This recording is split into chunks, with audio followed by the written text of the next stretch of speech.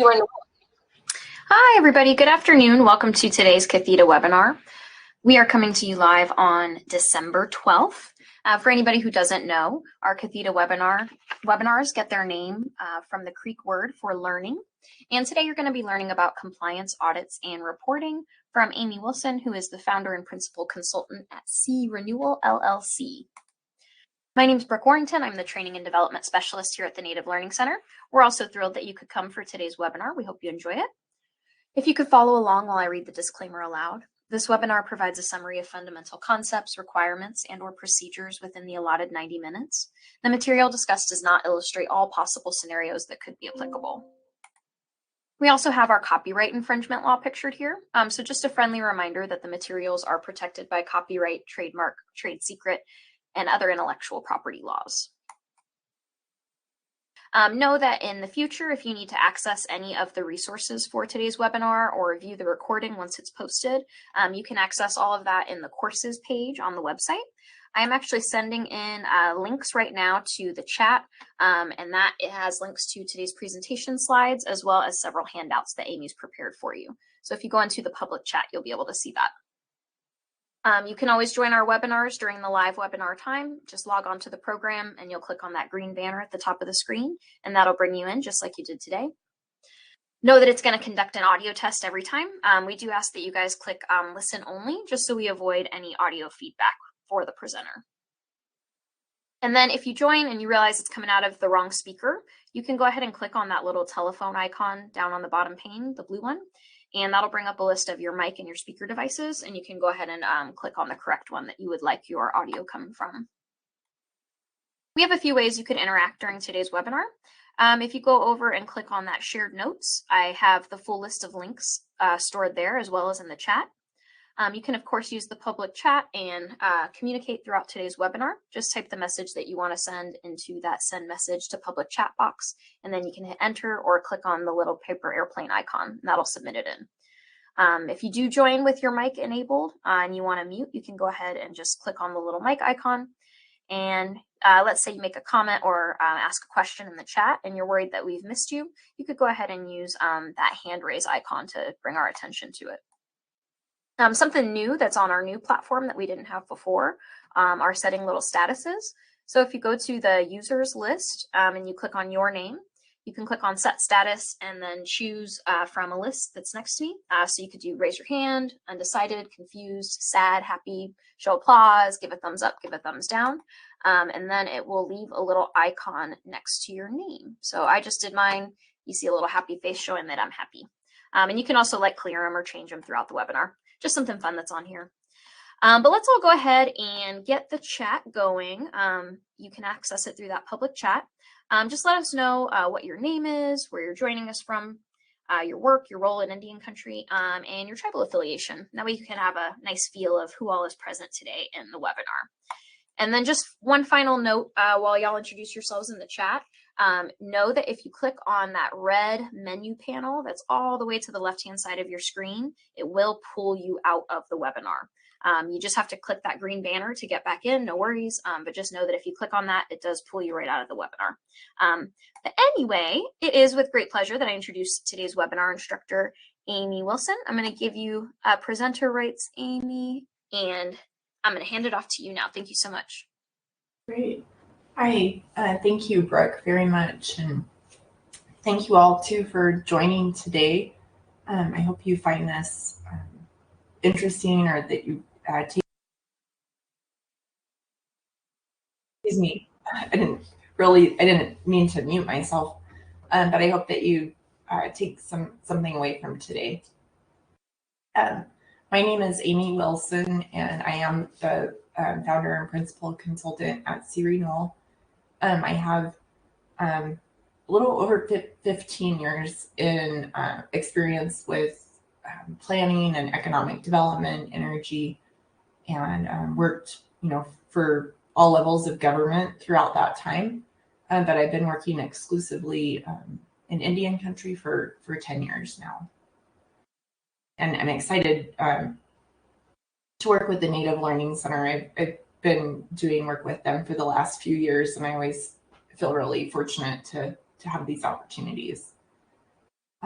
So today's webinar again is about compliance audits and reports, and the 4 learning objectives that I'll take you all through includes to understand the fundamentals of compliance audits and reports, to recognize where compliance audits and reports are needed, to improve organizational accountability, to develop realistic and implementable processes and procedures for record keeping and reporting, and to deploy processes to adhere to and comply with organizational and regulatory guidelines.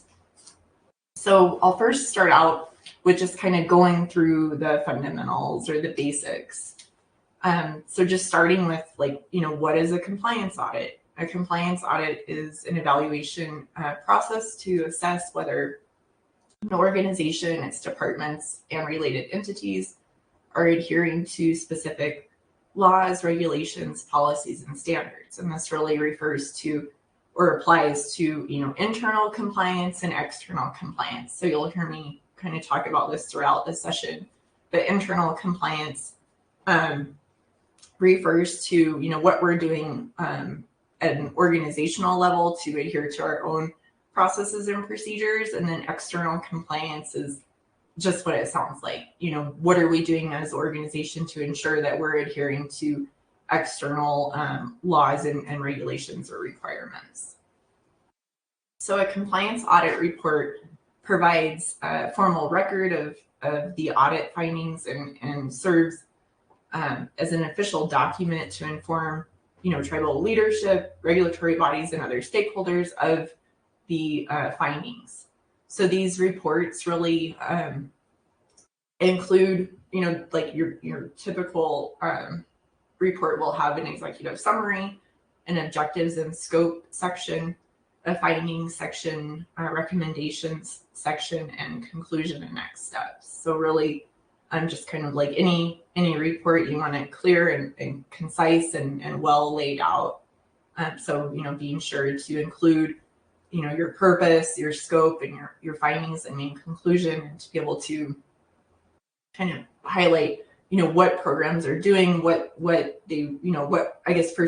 programs were reviewed, and what they're doing and what the outcome of that audit was, and then any recommendations that come from that, and then next steps and monitoring requirements. So what is the purpose of a compliance audit for tribal entities? So to meet regulatory compliance, tribal governments and associated entities, you work in this really complex regulatory landscape that has a lot of overlapping authorities of, tribal, federal, and state laws. That helps to ensure that, you're meeting these requirements. Financial accountability, you're, as a tribal government, you're receiving tribal funds. You need to have compliance audit programs in place to ensure that you're being accountable to those external funders. Helps to minimize risk and to mitigate, liability. And then by doing this too, you're demonstrating this commitment to transparency, and you're showing, merit in your programs and in your actions and what you're doing. So the key areas that are typically assessed in compliance audits and reports include, for federal funding and grant compliance, these audits assess adherence to the conditions of grants or federal funding, including, financial tracking, reporting requirements, and then also the allowable uses of funds. A lot of times, when you're managing land and environmental regulations,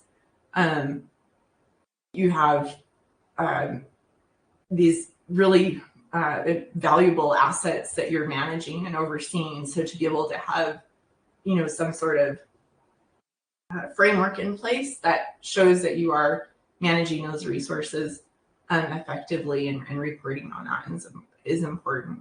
Clearly for healthcare and social services, things like HIPAA, and then education programs, tribal business operations. So when you're dealing with, especially with, compliance for like gaming and other regulatory standards, to be able to show that you're meeting those standards. And then cultural and heritage preservation, ensuring that policies around cultural sites, artifacts, and practices comply with protections to uphold the integrity of those resources. So the process for conducting and communicating compliance audits includes planning and preparation, fieldwork and data collection, assessment and analysis, reporting findings and recommendations. So your audit should always begin, with this planning phase to outline, what are your objectives, your scope, and the really like the areas of focus or the key areas to be reviewed in these compliance audits. In doing that, the auditor is going to, gather and evaluate the data, review documents, and may conduct interviews to understand compliance practices. So I know, like, when I worked with the federal government, this is what I did. I did this for both for the interior, for the BIA, and for tribes.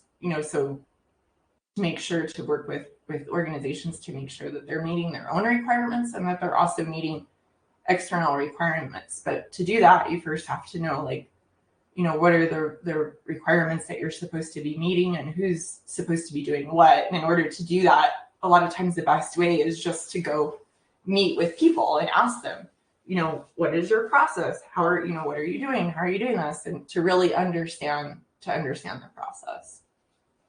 To really, just work with everyone involved is important. And then assessment and analysis includes the collecting this, information that's been analyzed and analyzing it against the regulatory requirements, including tribal policies, to identify gaps and risks. So you're looking at both meeting internal and external requirements. But it's, again, it's really just collecting all of that information and evaluating it, and then reporting on findings and recommendations is communicating that information, communicating it the best that you can in a formal fashion, because again, this is going to serve as a record too. So you want to make sure that your reports are tight and that you have recommended actions to either, mitigate any issues that were found and opportunities kind of for like monitoring as you go forward. So in terms of, the benefits that result from performing these compliance audits includes enhancing governance. So your compliance audits strengthen tribal governance by reinforcing standards of accountability, transparency, and legal compliance. By doing this, you're really helping to or ensuring that you're improving operational efficiency by identifying gaps and inefficiencies. These audits help to provide insights that allow tribal governments to optimize and other organizations to optimize processes, to reduce redundancy, and also to allocate resources effectively. So this also helps you to ensure continued funding. If you're doing these compliance audits and they're validating that you're using funds appropriately, and you're going to preserve your access to these vital resources. So let's see, and then safeguards tribal sovereignty. So effective compliance and reporting helps to reinforce tribal self-determination. You're demonstrating this capacity to self-regulate, showing that you're managing resources responsibly and acting in accordance with both tribal and other external legal standards, thereby, making that a clear justification for entities and organizations to invest in you. And then helps to protect cultural and natural resources by adherence to environmental and cultural preservation laws. These audits help to protect tribal lands, resources, and heritage for future generations. So some of the challenges associated with performing and communicating compliance audits include, especially for tribes, includes this really complex regulatory landscape where you're dealing with these overlapping regulatory bodies, of tribal, state, federal, and it's challenging. And a lot of times these laws are, inconsistent and they're ambiguous, so it makes it difficult. And but at the end of the day, it's really important to always, number one, meet your own regulations, your own requirements, your own laws, and then obviously to make sure that you're meeting the other ones that you fall under, especially with like funding requirements. But resource constraints, conducting regular compliance audits and implementing recommendations is time consuming, and it takes staff, it takes training, it takes a lot of money, but it's really important because that's how you ensure that your programs keep running. So you have to invest in these things. Capacity building. Some tribal nations, may need to invest in invest in training and capacity building to ensure that staff understand the regulatory environment and to support compliance efforts effectively. And I think this is all organizations need to do this, and they need to do it regularly. We can't just expect that staff and personnel are going to be on the up and up and know what's going on. These things, this environment's constantly changing, and I think that as an organization, we need to make sure that we're prepared and that we're trained up and that we're able to make sure that we're doing what we need to be doing. So let's see, recognizing types of compliance and reports and where they are needed to improve organizational accountability. So these are just a few areas, but financial management, federal and state grant compliance, governance and internal controls, environmental and land management, human resources and workforce policies, program effectiveness, and technology and data management. So with financial management, if they're experiencing frequent or unresolved financial discrepancies, if there's a lack of adherence to financial policies or procedures, or overdue or missing financial reports, these are indicators of need. In order to mitigate that or to address it, you really want to look at performing external audits to identify and point out where fiscal mismanagement is happening, looking at budgets, grants, and funding allocations, including payroll systems and procurement practices. Federal and state grant compliance. So missed deadlines for grant reporting. There's this lack of clear documentation for grant expenditures. If you're getting feedback or warning from grantors about compliance risks, if you're having your grant managers reach out to you and say, "Hey, where's your report?" You don't want to be you don't want to be on the red list, right? It's not a good place to be. So you really want to make sure that you're not, or if you are, that you're able to show what you're doing to get back into compliance. So focus areas include eligibility and proper use of funds, and then meeting program objectives and documentation standards, really showing that you're doing that. Governance and internal controls. Indicators of need include lack of updated tribal policies or bylaws, unclear roles and responsibilities of both leaders and staff, because that's really common. I see it all the time. Ineffective communication between governing bodies and operational teams. Again, I see that all the time. And then, to address, or a place to start to address it is really looking at conflict interest policies, and then also oversight committees and decision-making processes is a good place to start to just really evaluating all of those and seeing where the gaps are. And then environmental and land management.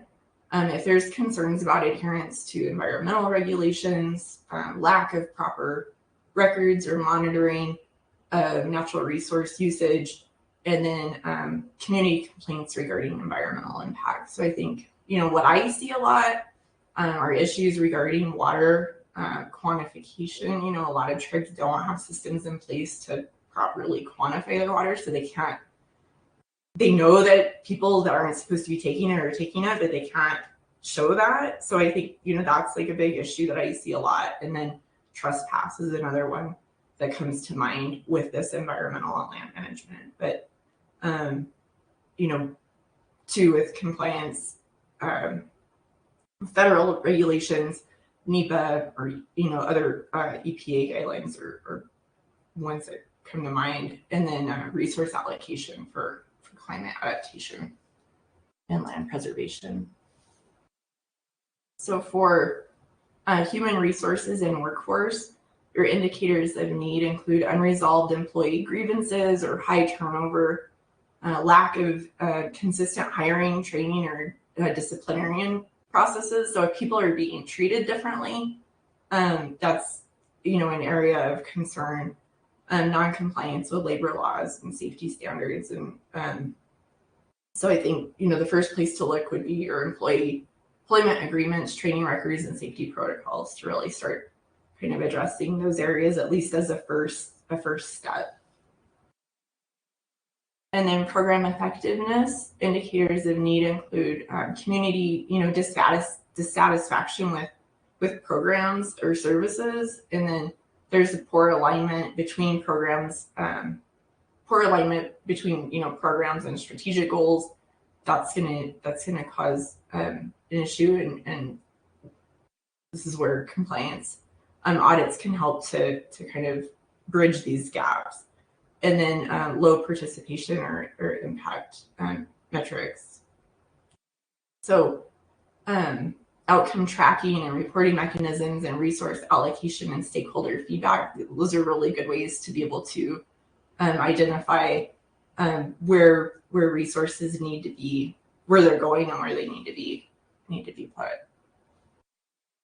In terms of data and technology management, indicators of need include lack of secure systems for handling sensitive data, outdated or efficient IT systems, and risk of cybersecurity breaches. So in these instances, really evaluating data privacy and access policies and IT infrastructure audits are good. And I know right now there's a lot of funding out there, especially for cybersecurity. So I think that I know a lot of the tribes I work with are looking at, doing that, looking at evaluating these systems because they're being subject to data breaches and other issues. So I think as a tribe to take advantage of those opportunities the most, as best as you can, to be able to get some resources your way to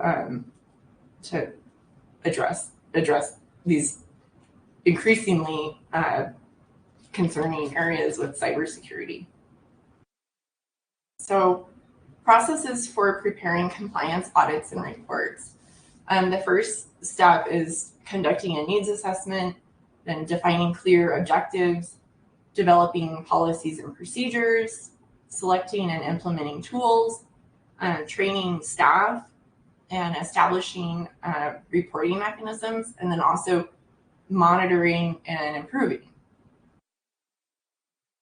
So in terms of your needs assessment, you want to identify key records. So determining the types of records that you need to maintain, and that includes, it could include financial, land use, cultural preservation, grant compliance, legal or personnel records, and then understanding reporting requirements. So, reviewing the tribal, federal, state regulations, and also if it's for a grant, looking at the grant agreement to be able to understand those requirements. And then evaluate the current systems you have in place to identify gaps and inefficiencies in your existing record-keeping practices.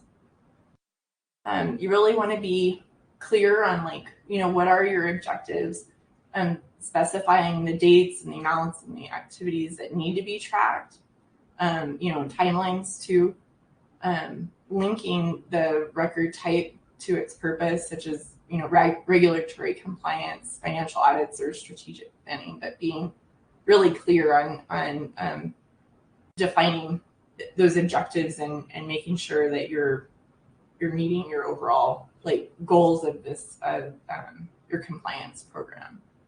And then the timelines and deadlines, setting realistic timelines for creating, maintaining, and reviewing records. I think that don't want to be over ambitious and set yourself up for failure.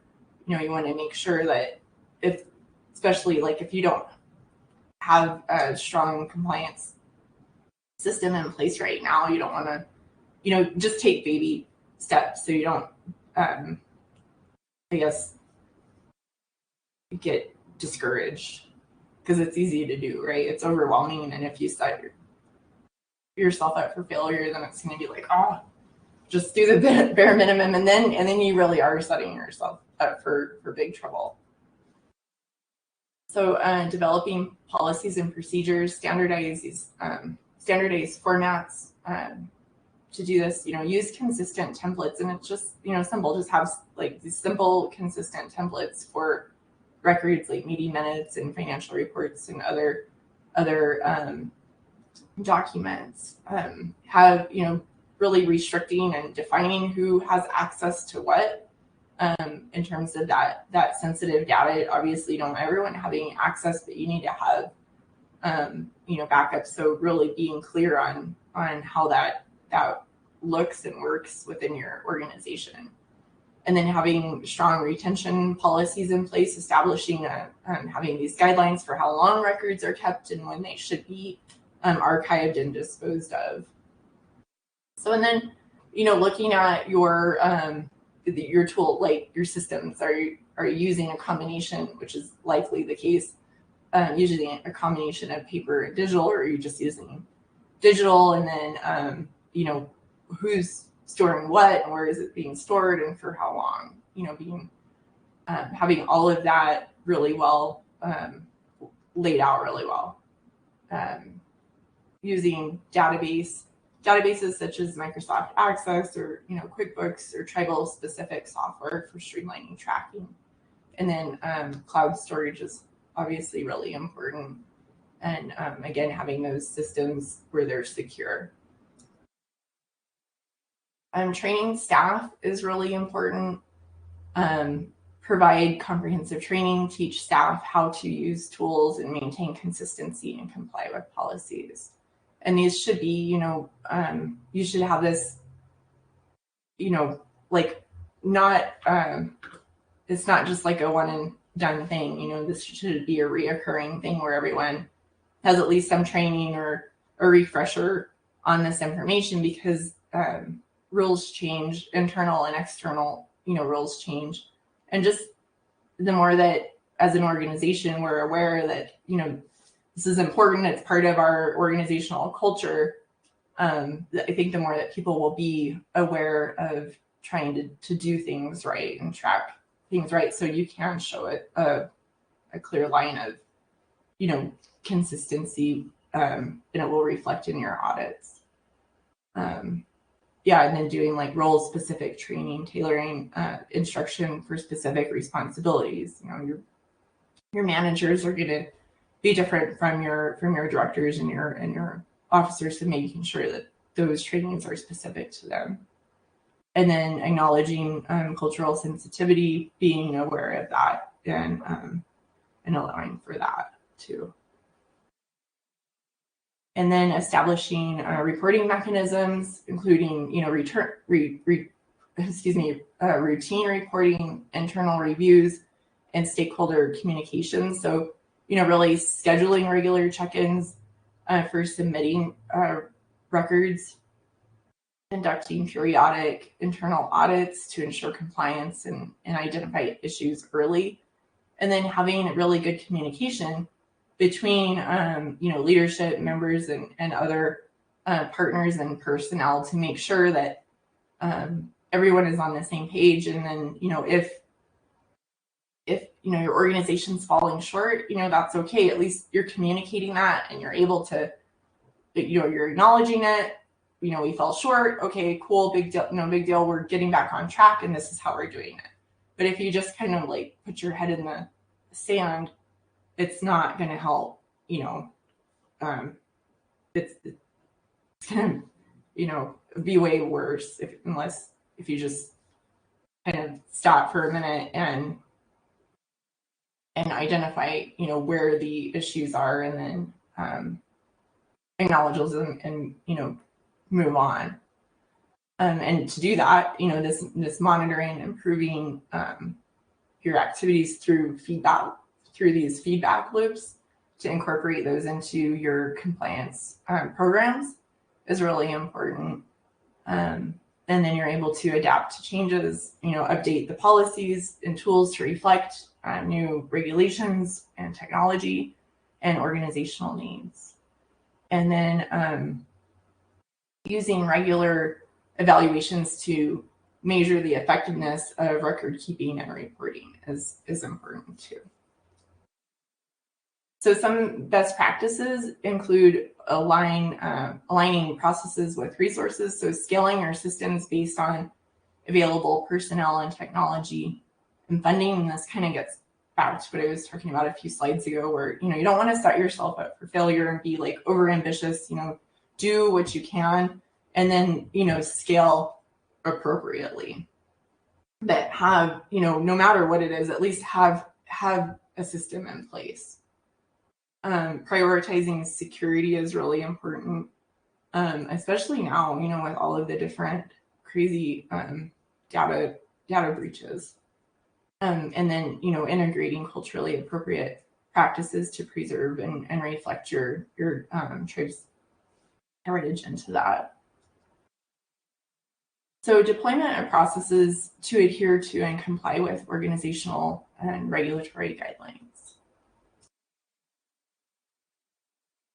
This includes defining compliance objectives, developing detailed procedures, assigning roles and responsibilities, develop and deploy training programs, implement technology tools, pilot and refine processes, so testing those processes, monitoring and evaluating, and establishing reporting and accountability mechanisms, and then sustaining compliance.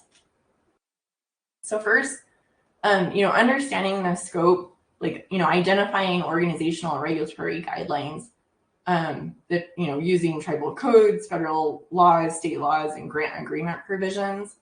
And that will help you, first to identify exactly what you need to be doing. And then setting goals refers to outline what compliance success looks like for you. And that can include, timely grant reporting, financial accountability, and proper, land use documentation. And again, for the land use component of that would be for a natural resources or environmental department that's dealing with, trespass or water, issues or whatever. But having, having processes in place that you're able to track that information. And then again, incorporating cultural values into that, aligning processes with tribal traditions and practices to make sure that it's truly uniquely, yours as a sovereign entity. Developing detailed procedures, so documenting, having these clearly outlined process steps, including roles, responsibilities, and timelines. Checklists are always good to have these compliance checklists for recurring activities. And again, that in and of itself is a record that you're keeping. So that's part of your compliance audit, right? That in and of itself is part of that audit, because it's a record. And then flow charts are always good, using these visuals to illustrate different workflows, because we all, learn differently, and it's just for some of us, it's easier to see it visually. And then I think, role clarity is really important, assigning tasks to specific individuals or departments to avoid overlaps and gaps. And I think, being clear on delegated authorities, who's responsible for what, not micromanaging, but also, you know, making sure everyone kind of has a role in it. And then having a compliance officer is always a good idea, designating or hiring a compliance officer to oversee adherence to regulations and guidelines. And then making sure that everyone is trained up, you know, identifying team members that are responsible for training others on new procedures, kind of like a facilitator role. So training materials, providing accessible, clear and accessible resources tailored to the tribal context for, you know, that compliance program. Having workshops, question and answer sessions, you know, role-playing scenarios to engage your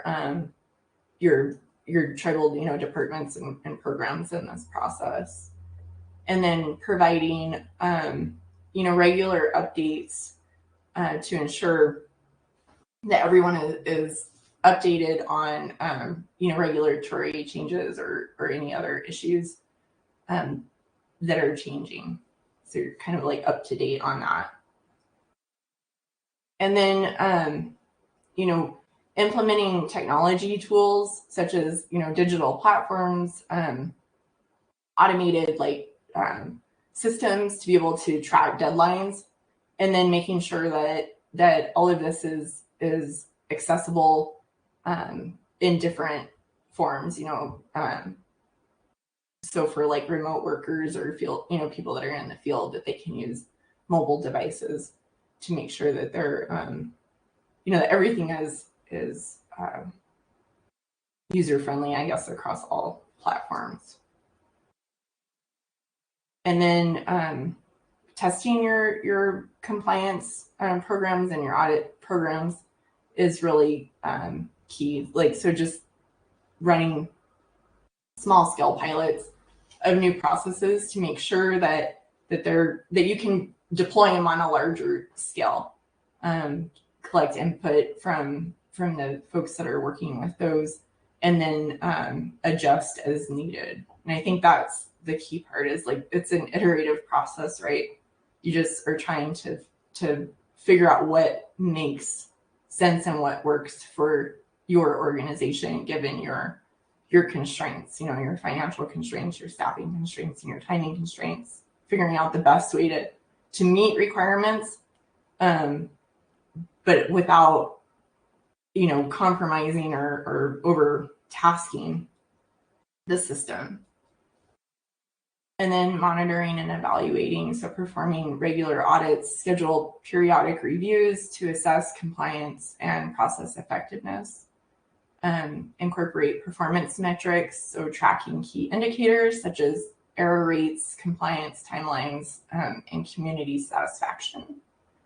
And then having, you know, like a visual dashboard to provide real-time insights to adherence that can be, you know, like advanced to something, you know, really advanced and an advanced system to just kind of a fancy, you know, spreadsheet that helps to ensure that it's being maintained, that compliance is being maintained. Establishing reporting and accountability mechanisms. First, to really implementing regular and internal and external reporting cycles, sharing compliance updates with stakeholders, including tribal members and regulatory agencies, and then having, you know, these corrective action plans, making sure that you're addressing gaps or violations promptly and clearly with documented actions. And I think, you know, we all fall short. Everybody messes up. Like, that's just a part of it, right? And I think that agencies and entities are, by and large, they're pretty accepting of that, especially if we say, like, you know, we messed this up, but this is how we're going to address it. That's all that it takes, you know, it's just effort. So I think that's the key. So sustaining compliance, this continuous, you know, striving for this kind of like continuous improvement, using those feedback loops to do that.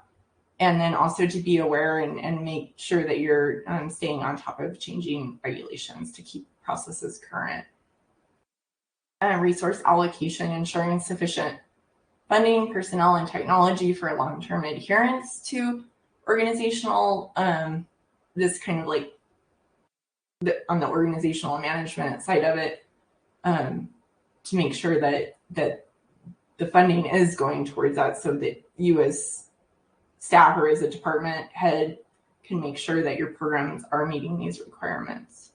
And then community involvement, engaging tribal members and compliance efforts helps to build trust and buy-in. So including them in kind of the monitoring, or, you know, like the aspect of not testing it, but the like metrics, you know, tracking how these programs are working. And then key considerations include cultural relevance, ensure that all deployed processes respect tribal sovereignty, traditions, and priorities. Consult with tribal and legal experts to align processes with evolving regulations. And then fostering partnerships with federal agencies, NGOs, and other tribal organizations for resource sharing and support. So for records management, I'm going to talk just a little bit about physical records and then electronic and digital records.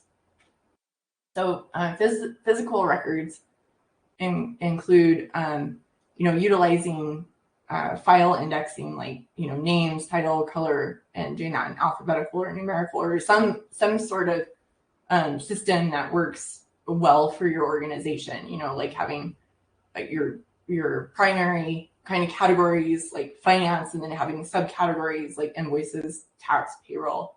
But really, striving to implement an efficient filing system is key. And I think if it's like, that's like there's real, I don't want to say art, because it's not art, like it's a really important thing. And I think that we undervalue the ability of like administrative staff to do the job that they do. I am not good at it myself. Like, I have to really work hard to try to have an efficient filing system. And I think that, it's something to really, that we all have to work on, but also respect. I think that these different positions that are especially focused on these really efficient, making sure that these efficient filing systems are in place, those are, really important positions. And to be able to learn from them the best that we can, I think it will only help us in making sure that we're helping that department to meet their needs, I guess.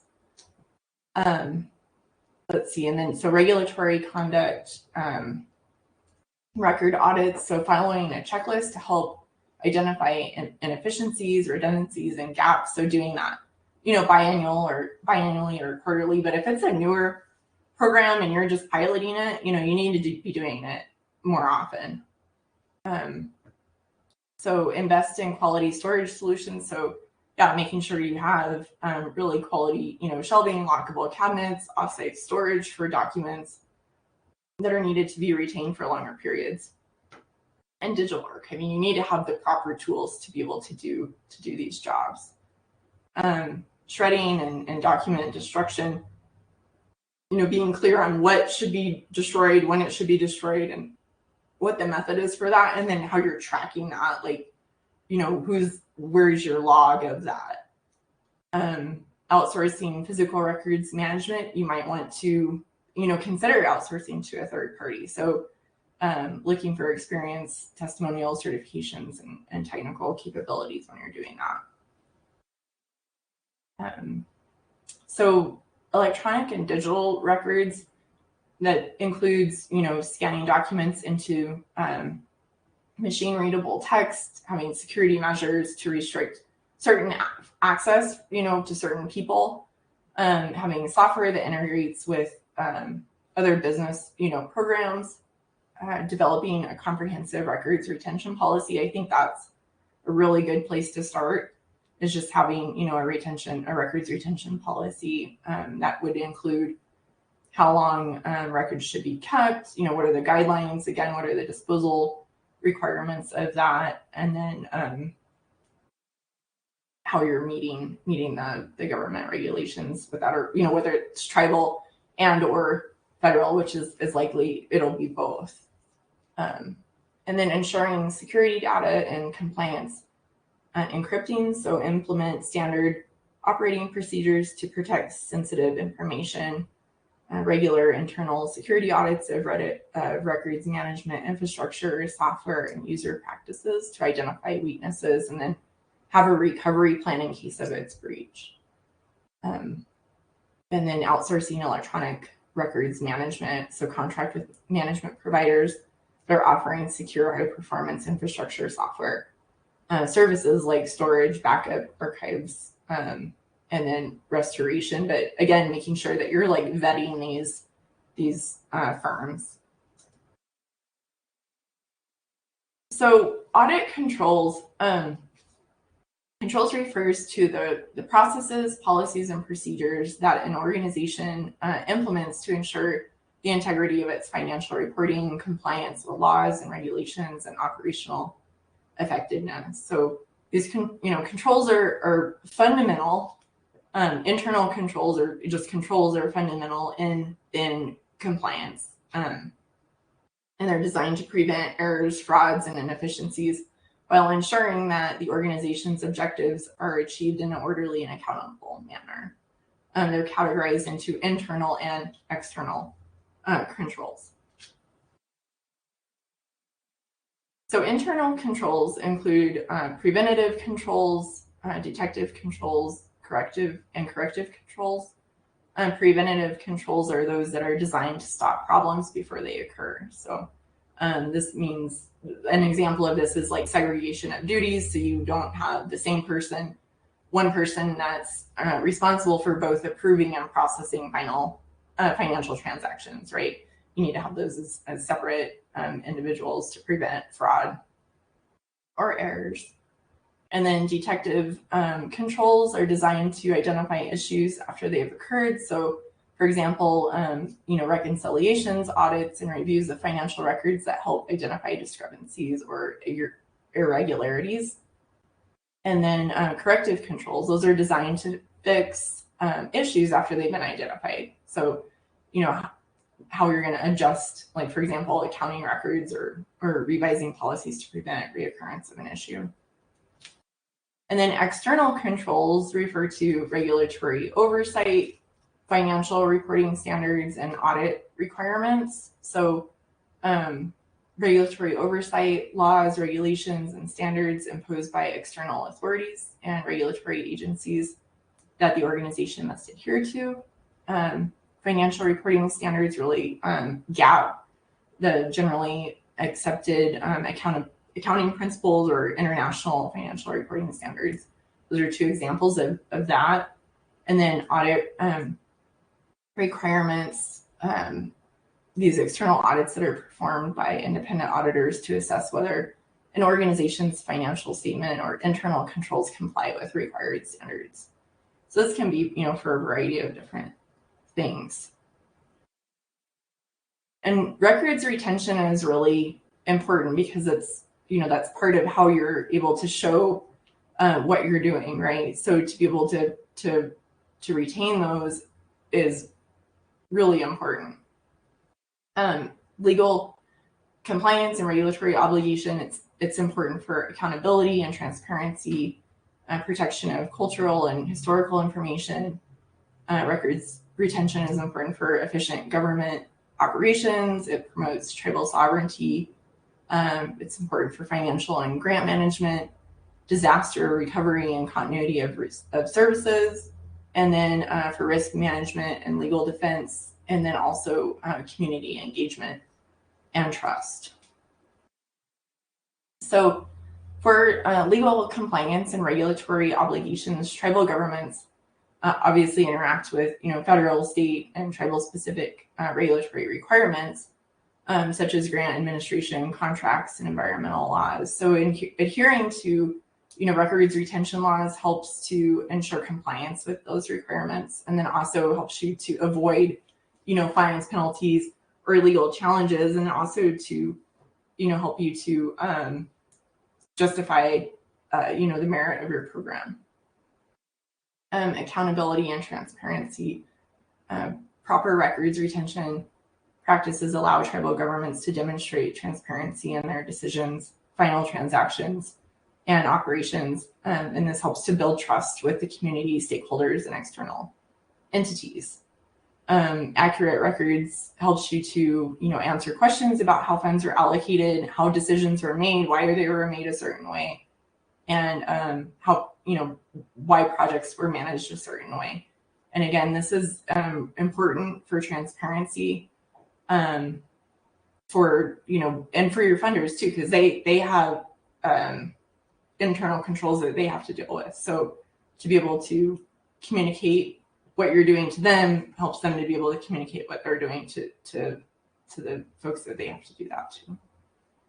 And then protection of cultural and historical information. So tribal records often contain valuable historical and cultural information that reflects the heritage and language and identity of a tribe. So by retaining those records properly, you're able to preserve that for future generations. And then efficient government operations adhering to records retention laws ensures that necessary records are available and accessible when needed, aiding in efficient government operations. And I can tell you, I work with a lot of tribes across the United States, and I was like, okay, can I have your plans and your reports and, for whatever project it is that we're working on, to have, their plans and reports and that whatever department I'm working with, they're like, well, here's a couple, but I don't have them all. And I know that this department has some, and that department has some, but they're not kept in any one area. And it's it's really difficult to track these things down. And at the end of the day, these are tribal owned reports and plans, and they should be, held in at least in one place or a couple places that everyone has, or the people that need them have the proper access to them, because you're investing a lot of time and money into these over the years, but it's also like a historical record of your organization. So, making sure that you have these accessible is really important to inform, future decision making. Promote tribal sovereignty. So following records retention laws strengthens tribal government's credibility and autonomy by demonstrating responsible self-governance and adherence to tribal policies and regulations. And then financial and grant management. Many tribal programs and projects rely on federal or state grants. So those obviously come with records retention requirements. So you want to be able to show that you're meeting those. And then disaster recovery and continuity of service. Records retention helps to ensure that important documents are preserved in a way that enables, quick recovery after a disaster.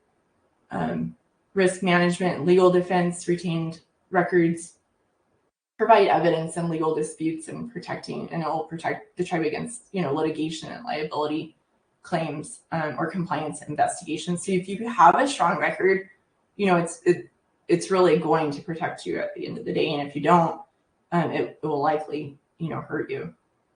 And then community engagement and trust. So community members, if you're open and transparent and you have these strong records retention laws, it does promote transparency and it enables the tribal government to share relevant information with their community when appropriate. Okay, so documenting rules to support compliance. So, documenting rules to serve as a standard against which compliance can be measured. Without a well-defined set of rules, you don't have anything that you can any criteria that you can measure against. So you don't have any way to evaluate your actions, policies, or practices to know that you're complying with those regulations. So if you have a strong, standard of compliance in place, you're able to do that.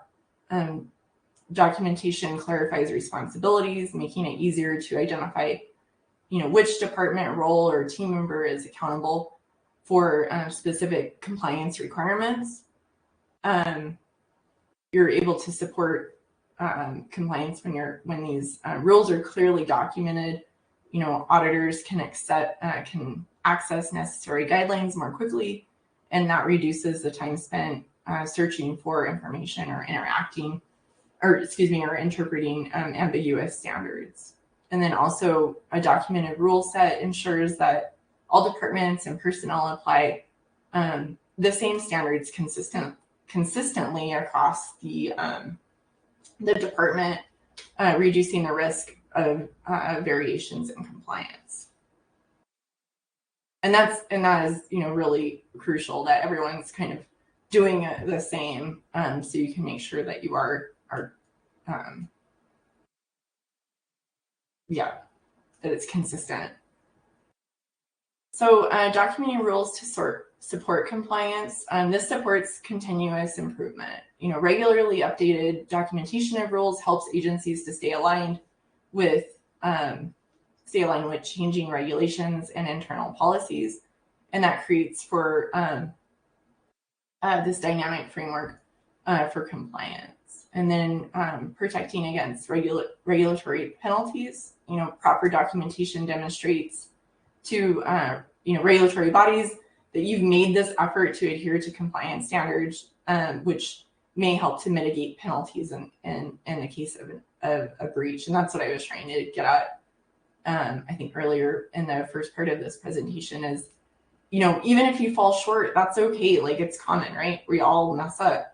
But if you're able to show that you have a process in place, and maybe you just didn't have the internal controls, the proper internal controls to make sure that that process was being implemented, that's okay. At least you're showing that you have something in place. And I think that goes a long way. It really, truly does.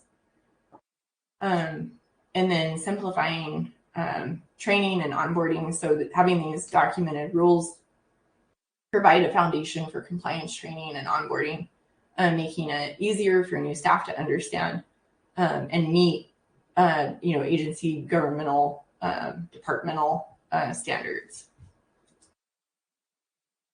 Assisting in accurate record keeping. So having strong documentation rules helps to ensure that records are kept in a manner consistent with compliance requirements, and then that enables more effective audits and record keeping practices.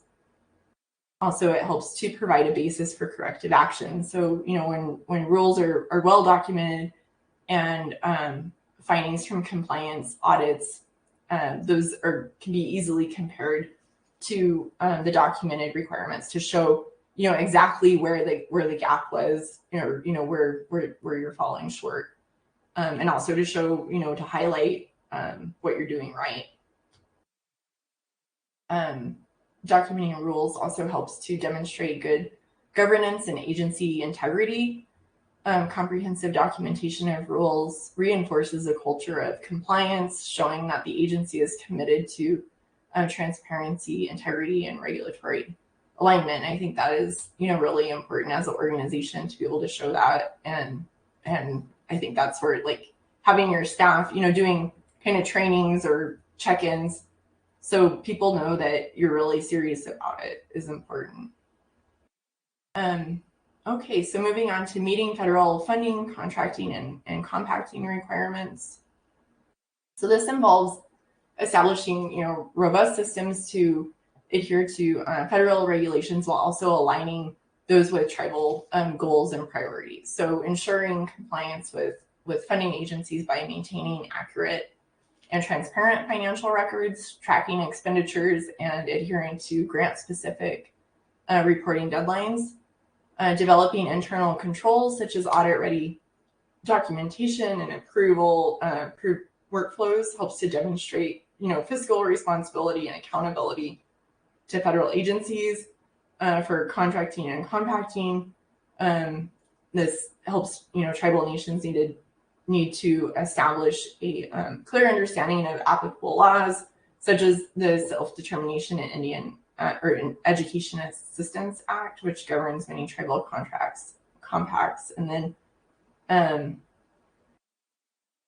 records retention and these audits also help to focus on developing performance measures and reporting systems to document program outcomes. And these systems, meet federal expectations, but also will help you to advocate for additional funding in the future. And that's both at the federal level, but also at the tribal, internal level. You're able to demonstrate that you're doing what you need to be doing, so you're, more likely to have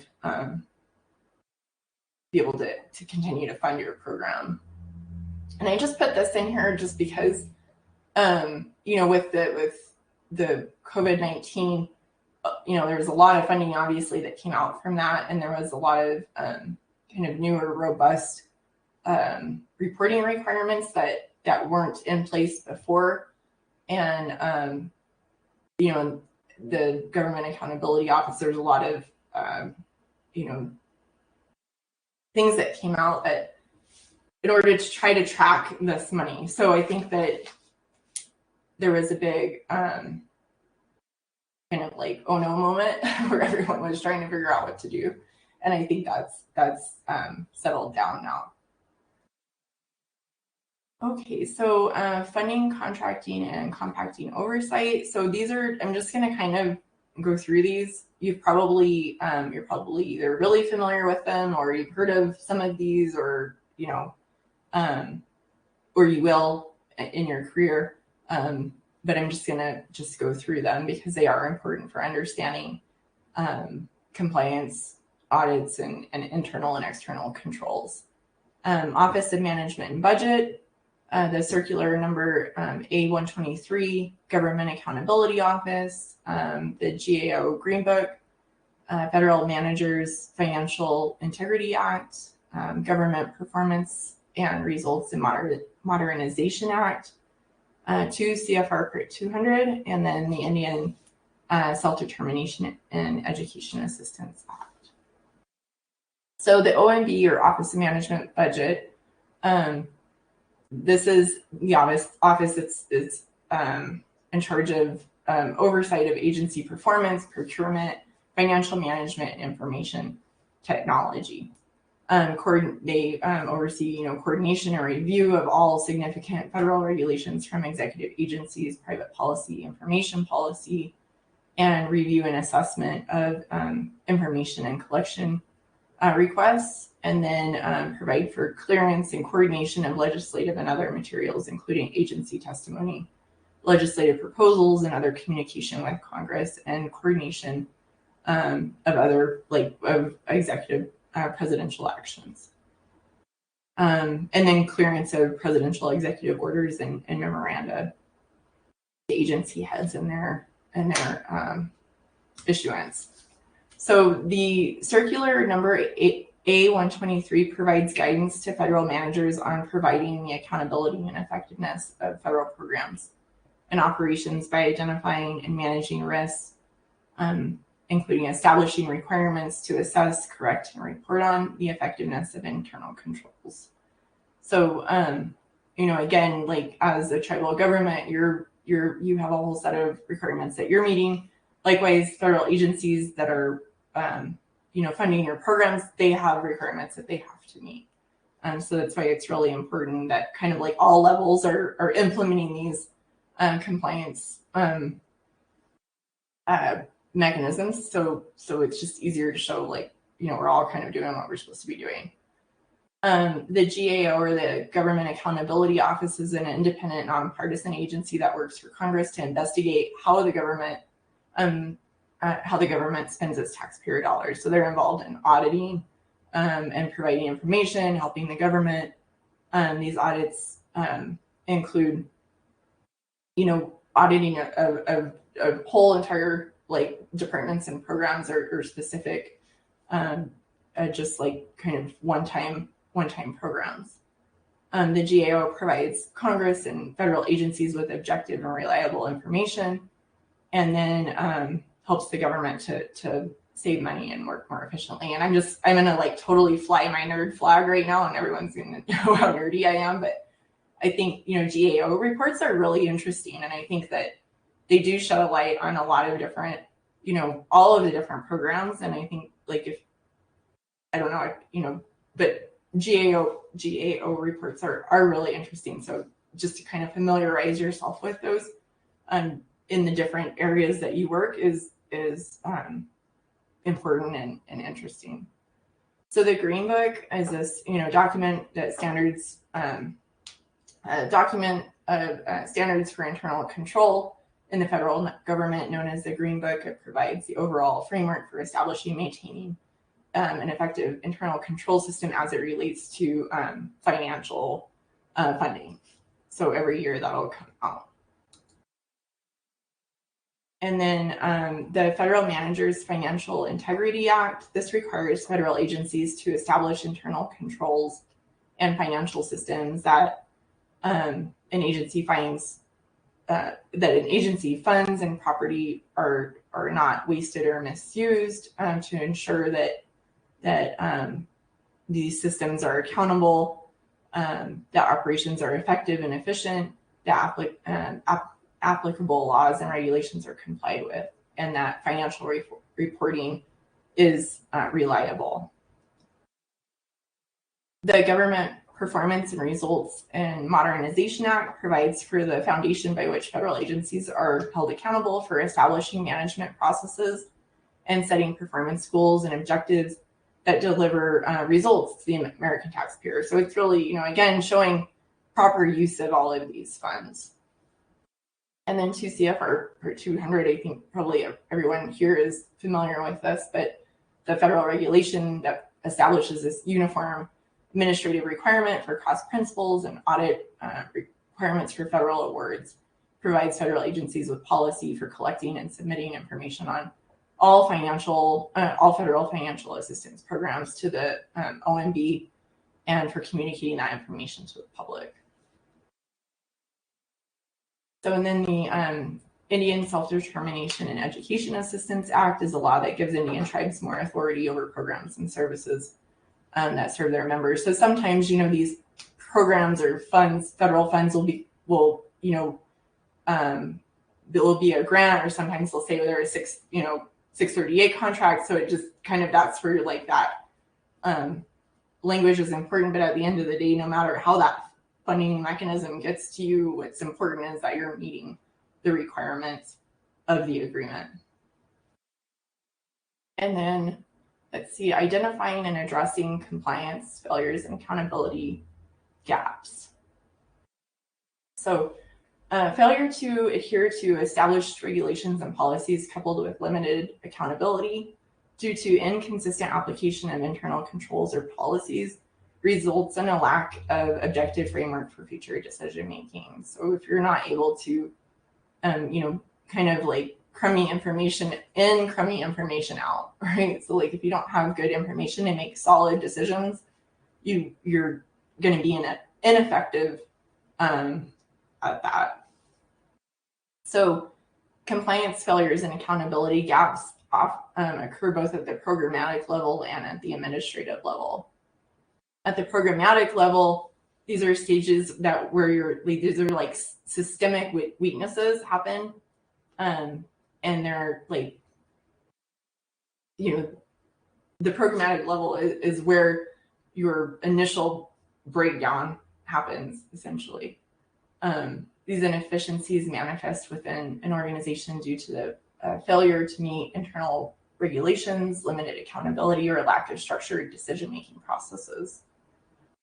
This situation can be described as a foundational deficiency stage, requiring significant remediation across several areas. So that includes, programmatic challenges and the implications of those, that are negative to your program, steps for addressing deficiencies, and then looking at programmatic goals. So in order to adjust, you need to look at all of those things. Regulatory non-compliance really refers to this inconsistent or non-existent adherence to established policies and procedures potential legal and financial risks due to failure to meet internal and external standards. So if you're not meeting standards, your funding is likely going to get pulled, and that's not going to be good. Or if you're a tribal department trying to show that council or your budget committee or whoever, you don't want to. You want to be able to show that you're meeting expectations. Weak internal controls, lack of checks and balances leading to inefficiencies, errors, or misuse of resources, and then poor record keeping, making audits and reviews difficult and unreliable. Other programmatic level challenges include inconsistent policy applications. So these, kind of a situation of ad hoc decision making or arbitrary decision making that creates confusion and mistrust among staff and stakeholders, whether that's the community or the feds or whoever. If you don't have like a really strong decision-making framework, people aren't going to really trust you. And that will result in loss of institutional credibility and reduced community confidence and overall stakeholder confidence. No objective basis for decision making. So again, just kind of like ad hoc decisions where decisions are driven by subjective judgment rather than data or structured analysis. You really have like this overall absence of forward-looking framework to guide long-term planning and resource allocation. And then limited accountability is another programmatic challenge, and that's poor role clarity leads to overlapping duties and neglected responsibilities. So, either you have someone that's like micromanaging you, or you have someone that's just way too hands off. Things are going to get dropped, and that lack of consequences or non-compliance also will continue that issue from happening if there's no accountability. And then implications include operational inefficiencies. So your processes are reactive rather than proactive. So they're, resulting in delays and resource waste instead of like anticipating where issues are going to be and addressing those. You're like waiting for them to happen. And then financial vulnerability, increased risk of financial mismanagement, including grant misappropriation or funding losses, is a consequence or potential consequence of compliance failures. And then reputation damage, which is almost harder to overcome than the others, is reduced trust from members, external partners, and funding agencies. You really want to show that you're trying your best, you're doing, you're on the up and up and doing what's right to manage your programs. And then strategic paralysis, so this inability to implement long-term goals due to lack of structured guidance or vision. And I see that a lot in my work, I really do, where there's just a complete lack of anything, so no one can really do their job, right? So let's see. So steps to address deficiencies, conducting a root cause analysis, and that's where I would always start. Like when I was working with the federal government, and even now in my job now when I work with tribes, depending on what I'm doing. But conducting a root cause analysis is always like a really good first place to start, and that's identifying specific areas where regulations and policies are not being followed. Determining the reasons. Is it lack of awareness? Is it inadequate training, unclear policies? What is the root cause of the shortcomings?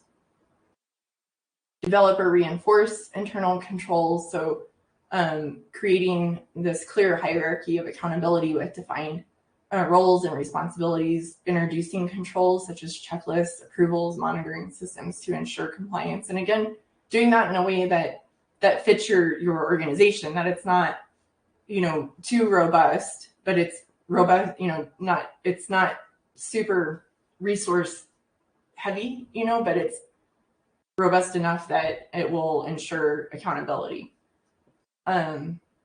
And then establish clear and enforceable policies. So update and create policies to close existing gaps and ensure that those policies are communicated effectively and easily accessible, that everyone kind of understands those policies. So on the programmatic level, and other steps to address deficiencies include implementing data-driven decision-making frameworks. So, collecting relevant data to inform decisions, using, tools like dashboards and decision matrices for objective evaluations. And I really like decision matrices. That's how I think it really helps to give, these strong objective framework for decision making, to be able to point to that.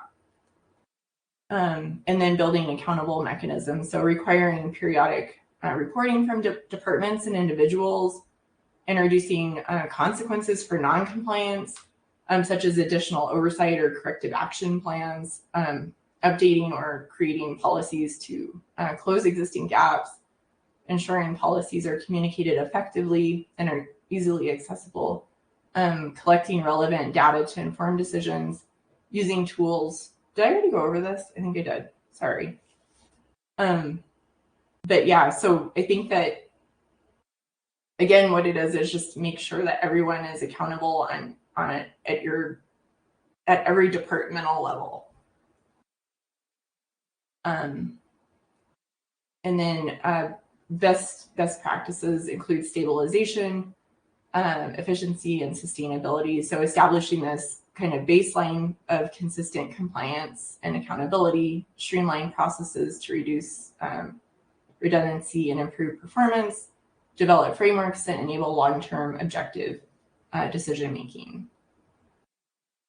So then goals include, training staff and leaders, really conducting these mandatory training policies and procedures and compliance expectations. I think that's important because then people know that you're serious and that this is a really important thing. And again, that's part of your record. So, if you do fall short, you can say, well, we have these, trainings in place, and and it shows where you need to maybe beef up those trainings or to adjust in other ways. And then monitor and adjust regularly, establish regular audits and reviews to evaluate compliance and identify areas for improvement, including those feedback loops. So at the administrative level, this is really, a breakdown in the governance infrastructure failing to meet internal regulations and policies, exhibiting limited accountability, and where you're just lacking this overall framework for objective decision making at the governance level, and that results in administrative challenges, those implications, and then steps for addressing those. So I'm going to go through those right now, and that's policy and governance failures. So policies are outdated, unclear, or inconsistently applied. Leadership fails to enforce or model adherence to regulations, setting a poor example for staff. Just the overall lack of internal accountability. So leadership and management are not held accountable for deviations from established procedures. And then there's an overall absence of monitoring systems in place. And then, again, unstructured decision-making. Decisions are ad hoc and reactionary. And then no framework for prioritizing issues, assessing risk, and allocating resources objectively. And that again, having those decision matrices in place will help you to do that. Other additional challenges at the administrative level include disengagement of stakeholders, where you have staff and tribal members that are really just kind of checked out because of the ineffectiveness of the organization itself. Poor communication of expectations, outcomes, and accountability. 2, exacerbates the issue, and a lot of times it's not that staff are trying to be lazy, it's just that they don't know what they're supposed to be doing. And And then failure to delegate effectively. Roles and responsibilities are not clearly, defined. This leads to the overlapping tasks and neglected duties. And again, it's either like a case of being micromanaged or just like too hands off and no one knows what to do. So implications of that include erosion of trust, operational paralysis, increased risk exposure, and then disconnection from long-term goals. So that erosion of trust where tribal members and stakeholders may lose confidence in the administration's ability to govern. We don't want that, and a way to mend that is to be able to put in these strong processes and procedures to show that that you are doing better. Operational paralysis refers to these key processes that are delayed or halted due to leadership indecision or lack of clarity. Increased risk exposure. This, we all are familiar. Non-compliance with policies and regulations can lead to legal, financial, and reputational risks. And I know, you don't want that. When I worked with the federal government, I was overseeing grant programs. I hated to see tribes that were incompliant, because then, the next funding round would come and we're like, okay, well, we can't really consider them because they're on the red list, and you don't want to be that. You don't want to be there. It's not a good place to be. Disconnection from long-term goals. The administration focuses on immediate crisis, neglecting strategic priorities. So you're kind of like putting out fires rather than being on this kind of long-term strategy. And then, so steps to address deficiencies, to help to address those include, conducting a governance audit, evaluating the current state of the administrative procedures or policies, your internal controls and decision-making processes, identifying your gaps and your inefficiencies and inconsistencies, really being clear on all of that. Clarifying administrative policies and procedures. So, updating those to create clear and enforceable policies that ensure that people are accountable to those, that are aligned with tribal, regulations and goals. And then, handbooks, like desktop handbooks and administrative manuals for consistent application, having those available and making sure that folks are using them. And then strengthening leadership accountability. So introducing performance metrics for administrative leaders tied to compliance and policy adherence, and in establishing oversight bodies or committees to monitor administrative actions. Those are really good ways to address deficiencies. So if you're in a situation where, programs are falling short, go ahead and, say, okay, we're going to have a short-term ad hoc committee to oversee this until things are fixed. And implementing objective decision-making frameworks, strategic plans, risk assessment matrices, cost-benefit analysis, to help to guide those decisions, and then require documentation and justification for significant administrative decisions. Other things you can do to correct administrative failures is to enhance communication and transparency. And that includes having these regular policy updates and reports internally, providing leadership training and capacity building. Again, I think it's really important to do that. And then establishing and evaluating monitoring and evaluation mechanisms. So, how are you overseeing the overall performance and compliance of these programs? And then using third-party or independent audits to ensure objectivity. A lot of things, especially with financial stuff, you have to have third-party audits, right? But even for other things where you're really out of whack, making sure that maybe having a third party to do it will help to restore some of that. To restore some of the trust and confidence. And then I think, emphasizing restoring that, rebuilding relationships with staff, tribal members, and external partners through visible improvements in governance, especially, if you have been in a situation where you're not, not compliant and, whatever it is, to be able to show what you're doing and then to be able to continue improving those relationships will help you in the long run. Creating systems to enforce adherence to internal controls and policies consistently. I think that having that consistency is important. Fostering strategic alignment, align administrative actions with the organization's long-term goals and cultural values.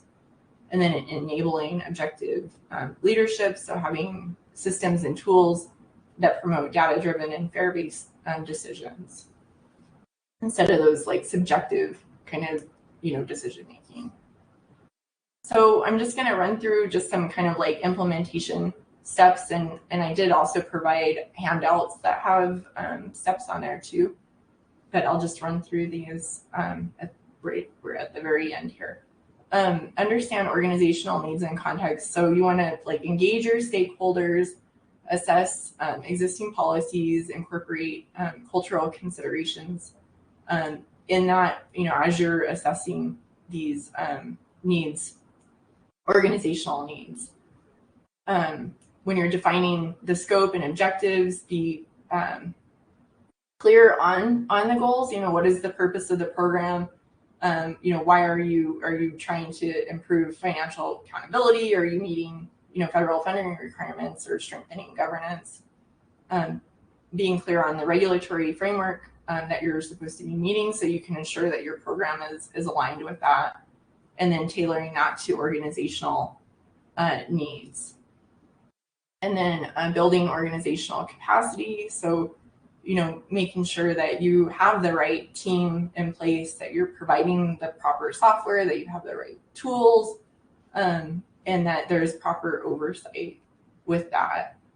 Developing policies and procedures, so documenting clear policies, having audit protocols and approval processes in place, making sure that all of these processes and procedures are in place and that they're consistent, and that you're tracking them. So step 5, implement tracking and reporting systems. So, utilize technology that's available, monitor those metrics, the key performance indicators, to ensure that you're sure how you're tracking that compliance. And then creating transparency.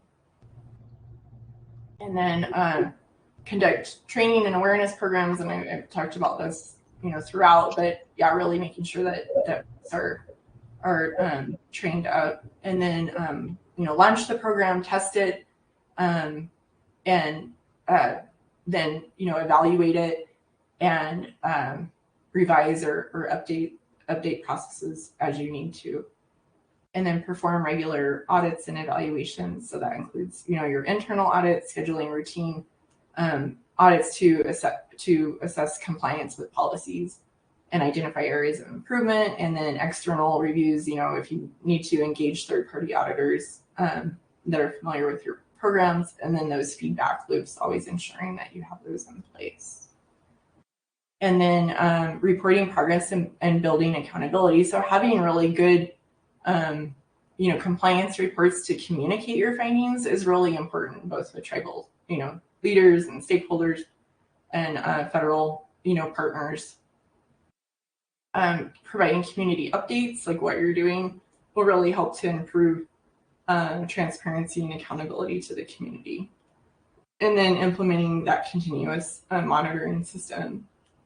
And then the last one is just really, fostering that culture of compliance, leading by example, encouraging participation, and celebrating those successes. So I think we're like right at the very end, and I don't want to keep you guys. But in this, in the documents that I provided, there's like a kind of a step of all of these provides step processes with your tools. So it goes through like the evaluation tools, best management practices, and the rest. And I don't know, because I'm like right at 90 minutes, so I'm not sure if I can keep going or not. You can keep going, Amy. You're fine. Oh, okay, good. Sorry. Yeah, do your thing. No worries. It was already 90 minutes.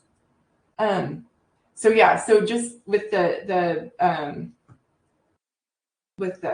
tool, the evaluation tools, it's developing, again, really just having a comprehensive compliance program in place, and a manual is a good way to start. Checklists are always really good. Implementing risk assessment tools to prioritize compliance risks, utilizing the digital frameworks, having a training schedule, like having all of this on record is really important, because it shows that you're, what your expectations are as an organization, and then what you're doing to make sure that you're meeting requirements. Shoot, sorry, I'm not sure. I can't nothing up here. Here we go.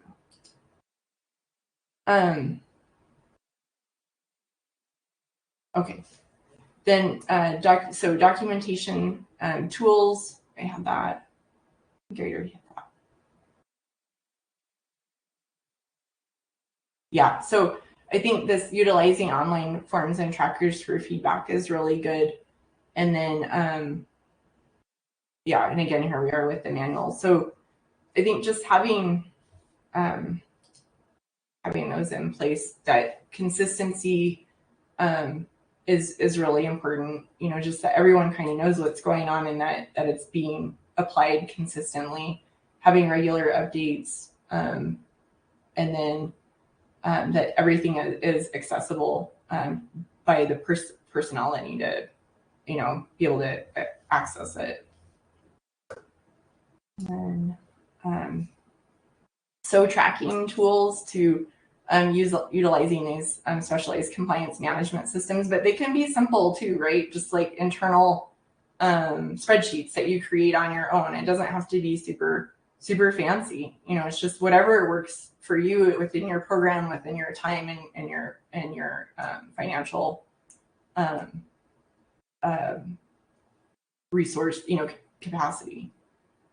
And then using risk assessment and mitigation tools to monitor the areas of non-compliance. I think that's important, to be able to make sure that you're able to get back into compliance, that you have a good plan ahead for getting back into compliance.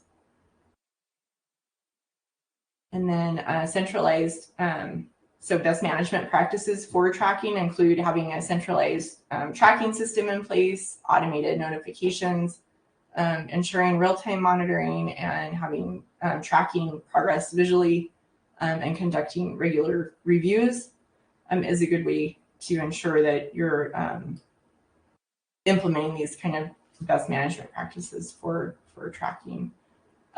Reporting tools include, having the platforms that are supposed to be used for managing and auditing these reports, using, standardized templates again, having centralized all of your tools like in a centralized place, and then that you're able to compare your findings against the tribal, federal, and industrial standards. And a lot of times those are, regulations that you're trying to apply your findings against. So having a really strong reporting procedures for tailoring those reports to the audience, using clear and non-technical language, using visual aids, tracking progress, and focusing on solutions. So in your reporting, being really clear on the findings, but also like how you're going to get back into compliance or to maintain compliance. Sorry about that, guys. Went over. Right. So at the very end, I don't know if you all have any questions or not, but I appreciate you. It looks like someone is typing in the chat. Yeah, if y'all have any questions for Amy, go ahead and put them into the chat.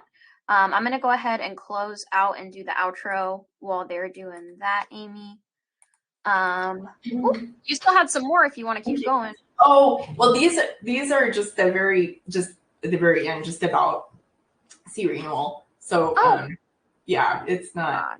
But I just thank you guys very much for being here, and I appreciate it. And Nikki, oh well, thank you. I appreciate it. Sorry. It's always hard when I feel like I do better in person. I get to see people, but thank you very much. No, Amy, this was absolutely fantastic. A wealth of information and a really important topic. I have gone ahead, folks, and put the link to today's webinar feedback survey. If you don't mind opening that up and taking a few minutes to complete it. It is anonymous, so you can be as candid as you want. Helps us know what's working well, what we can improve upon.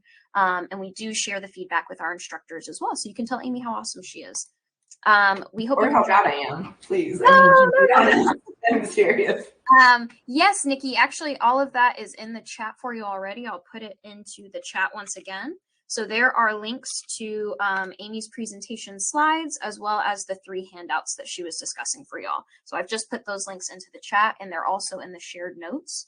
Our upcoming webinar will not happen until next year. So, happy holidays, everybody.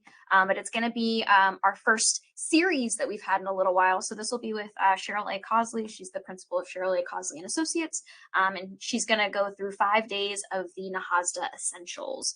So that's going to be January 6th through the 10th. We hope you can join us for that. You can access any of our recorded webinars online. We have moved our archives over to YouTube. I'm going to put that link in the chat again as well. So if you go on there, there's a whole playlist of all our different webinars. So you can search them up, share them with your friends, share them with your colleagues. And please check out our upcoming events. They're posted to our various social media. We're on Facebook, Instagram, LinkedIn, Twitter. We have our in-house produced podcast, the Hope a Thing, a Native American podcast. You can find that on Apple Podcasts, Spotify, Google Podcasts, and Simplecast. And if you prefer watching the interviews with our guests on video, you can catch those recordings on our YouTube channel as well, actually. Where is your YouTube? Brandy, I have actually linked it just above you in the chat. Let me copy and paste it in again. That link is just below your message. So if you follow that link, that'll take you to our YouTube channel where all of our webinars are. But yeah, I hope everybody has a fantastic rest of your day. Again, happy holidays. This is going to be our last webinar before Christmas and the new year. So everybody at the Native Learning Center is sending you love and thanks for being on this journey with us. And Amy, thanks again for an amazing presentation. I'm going to hang back because someone's typing just in case they have a question for Amy. But otherwise, we'll close out in just a moment here, folks. Oh, it's just love for you in the chat, Amy. They're just saying thank you. Well, thank you guys very much, and I really appreciate it. And have a really good holiday season. Yeah.